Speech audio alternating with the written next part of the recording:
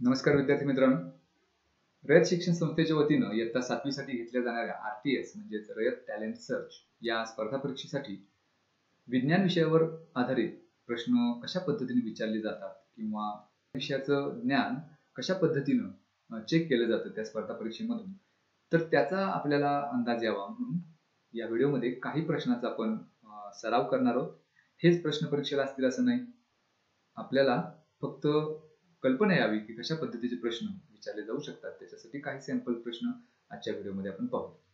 पहिला प्रश्न असा आहे, दुधाचे पाश्चरीकरण करताना दूध किती अंश तापमानापर्यंत तापवले जाते? 4 पर्याय दिलेत: 40 degree Celsius, 60 degree Celsius, 70 degree Celsius की 80 डिग्री सेल्सिअस. तर ह्या प्रश्नाचं उत्तर आहे पर्याय क्रमांक 4, 80 डिग्री सेल्सिअस. पुढचा प्रश्न आहे, काळ ही कोणती राशी आहे? पायाभूत राशी, सदिश राशी, अदिश राशी, प्रमाणित राशी. तर काळ, टाइम ही कोणती राशी आहे असा हा प्रश्न आहे. तर ह्या 4 पर्यायापैकी काळ ही पायाभूत राशी आहे, त्यामुळे पर्याय क्रमांक 1 हे ह्या प्रश्नाचं उत्तर. पुढचा प्रश्न आहे, खालीलपैकी कोणता प्राणी मांसाहारी आहे? हरिण, गिधाड, बेडूक, म्हैस. तर ह्या 4 पैकी बेडूक हा प्राणी आहे आणि तो मांसाहारी आहे, त्यामुळं बेडूक हे ह्या प्रश्नाचं उत्तर आहे. पुढचा प्रश्न, CGS पद्धतीत कार्याचे एकक काय? जूल, अर्ग, मीटर की न्यूटन. तर ह्या प्रश्नाचं उत्तर आहे पर्याय क्रमांक 2, अर्ग. पुढचा प्रश्न, एक मोटार 20 मिनिटात 24 किलोमीटर अंतर कापते, तर त्या मोटारीची चाल किती? तर चाल काढण्यासाठी आपल्याला किती अंतर आहे आणि किती मिनिटात कापलेलं आहे या दोन्हीचा विचार करावा लागेल आणि या दोन्हीचा भागाकार करायचा. पण हे 4 पर्याय जे दिले त्याच्यामध्ये पहिला पर्याय आहे 18 मीटर प्रति सेकंद, 24 मीटर प्रति सेकंद, तिसरा पर्याय 28 मीटर प्रति सेकंद की 20 मीटर प्रति सेकंद. म्हणजे 4ही पर्यायामध्ये आपल्याला जे एकक दिले ते मीटर प्रति सेकंद असं दिले. याचा अर्थ हे ह्या दोन ज्या काही राशी आपल्याला दिलेले त्यांचं सुद्धा आपल्याला रूपांतर मीटर मध्ये करावं लागेल.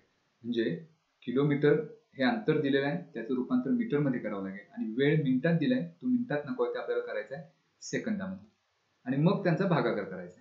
मग 24 किलोमीटरचं आपल्याला जर मीटर मध्ये रूपांतर करायचं असेल तर त्याला 1000 ने गुणावं लागेल, कारण 1 किलोमीटर बरोबर 1000 मीटर. याचा अर्थ 24 किलोमीटर म्हणजेच 24,000 मीटर. आणि त्याला वेळेनं भागायचं आहे. 20 मिनिटं, 1 मिनिट बरोबर 60 सेकंद. 20 मिनिट बरोबर त्याचं रूपांतर करायला 20 गुणिले 60 म्हणजेच 1200 सेकंद होईल. तर 1200 ने याला भागायचं आहे. मग या 2 शून्याला 2 शून्य निघून जातील. 12 ना पुन्हा जर भाग घालवला तर 12 दुनी 24 आणि 0 उत्तर येईल 20. आणि आता हे दोन्ही रूपांतर आपण किलोमीटरचं मीटर मध्ये आणि मिनिटाचं सेकंदामध्ये केले, त्यामुळे याचं एकक येईल मीटर प्रति सेकंद. हा पर्याय आपल्याला दिसतोय पर्याय क्रमांक 4 मध्ये, त्यामुळे ह्या प्रश्नाचं उत्तर पर्याय क्रमांक 4. पुढचा प्रश्न आहे, सूर्यापासून येणाऱ्या अतिनील किरणांपासून कोणता वायू आपलं रक्षण करतो? ओझोन, ऑक्सिजन, हायड्रोजन की नायट्रोजन. हे उत्तर अगदी साहजिक आहे. ओझोन जो पृथ्वीच्या भोवती वातावरणामध्ये थर आहे ओझोन या वायूचा, तो आपलं सूर्याच्या अतिनील किरणांपासून रक्षण करतो. प्रश्न आहे, वैश्विक द्रावक कोणते? त्रुटी, पाणी, मीठ की नवसागर.